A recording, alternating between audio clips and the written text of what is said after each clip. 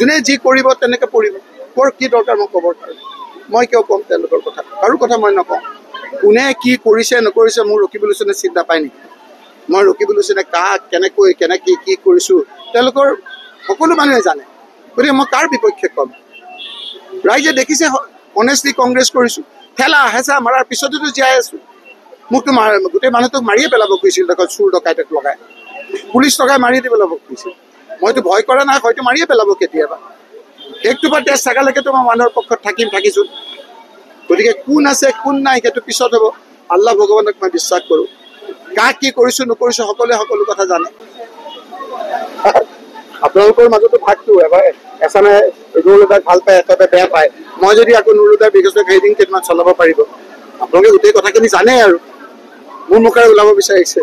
কোনে কি কৰিছে নাজানে জানো? আপোনালোকে যি জানে সেইটোৱে এনালাইচিছ কৰিব, মিছা দোষ নপঠিয়াব। কালি আপোনালোকে যিসকলে কংগ্ৰেছী বুলি পঠিয়ালে আপোনালোকেতো জানে, নাজানে জানো? আৰে তুমি নাজানা জানো? সেই অকল কংগ্ৰেছৰ নে নহয় নাজানে জানো? যদি হয় তেতিয়াহ'লে এইকেইটাৰ নামটো ক'ব লাগে, পদটো ক'ব লাগে।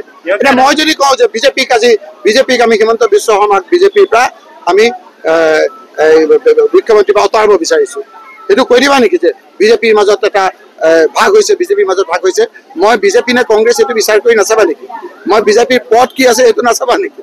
যিহেতু কালি এটা কথা কৈছে যে কংগ্ৰেছৰ পৰা লাঞ্ছিত বঞ্চিত হোৱা মানে যিকেইজন কংগ্ৰেছী আছিলে, এই ভাষাটো এই লাঞ্ছিত বঞ্চিত হোৱা ভাষাটো হিমন্ত বিশ্ব শৰ্মা।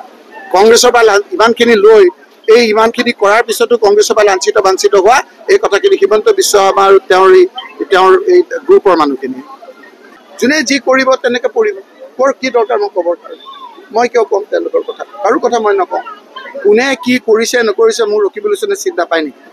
মই ৰকিবুল হুছেইনে কাক কেনেকৈ কেনেকৈ কি কৰিছোঁ তেওঁলোকৰ সকলো মানুহে জানে। গতিকে মই কাৰ বিপক্ষে ক'ম? ৰাইজে দেখিছে অনেষ্টলি কংগ্ৰেছ কৰিছোঁ। ঠেলা হেঁচা মাৰাৰ পিছতেতো জীয়াই আছোঁ। মোকতো গোটেই মানুহটোক মাৰিয়ে পেলাব খুজিছিল, দেখোন চুৰ ডকাইতক লগাই পুলিচ লগাই মাৰি দিব পেলাব খুজিছিল। মইতো ভয় কৰা নাই, হয়তো মাৰিয়ে পেলাব কেতিয়াবা। একটোপা তেজ চাগালৈকেতো মই মানুহৰ পক্ষত থাকিছোঁ। গতিকে কোন আছে কোন নাই সেইটো পিছত হ'ব। আল্লাহ ভগৱানক মই বিশ্বাস কৰোঁ। কাক কি কৰিছোঁ নকৰিছোঁ সকলোৱে সকলো কথা জানে। আপোনালোকৰ মাজতো ভাগটো এবাৰ এচামে নুৰুদাক ভাল পায়, এটাতে বেয়া পায়। মই যদি আকৌ নুৰুদাৰ বিকশিত হেডিং কেইটামান চলাব পাৰিব, আপোনালোকে গোটেই কথাখিনি জানে আৰু মোৰ মুখেৰে ওলাব বিচাৰিছে। কোনে কি কৰিছে নাজানে জানো? আপোনালোকে যি জানে সেইটোৱে এনালাইচিছ কৰিব, মিছা দোষ নপঠিয়াব। কালি আপোনালোকে যিসকলে কংগ্ৰেছী বুলি পঠিয়ালে আপোনালোকেতো জানে, নাজানে জানো? আৰে তুমি নাজানা জানো? সেই অকল কংগ্ৰেছৰ নে নহয় নাজানে জানো? যদি হয় তেতিয়াহ'লে এইকেইটাৰ নামটো ক'ব লাগে, পদটো ক'ব লাগে। এতিয়া মই যদি কওঁ যে বিজেপিক আমি হিমন্ত বিশ্ব শৰ্মাক বিজেপিৰ পৰা আমি মুখ্যমন্ত্ৰী পৰা আঁতৰাব বিচাৰিছোঁ, সেইটো কৈ দিবা নেকি যে বিজেপিৰ মাজত এটা ভাগ হৈছে, বিজেপিৰ মাজত ভাগ হৈছে?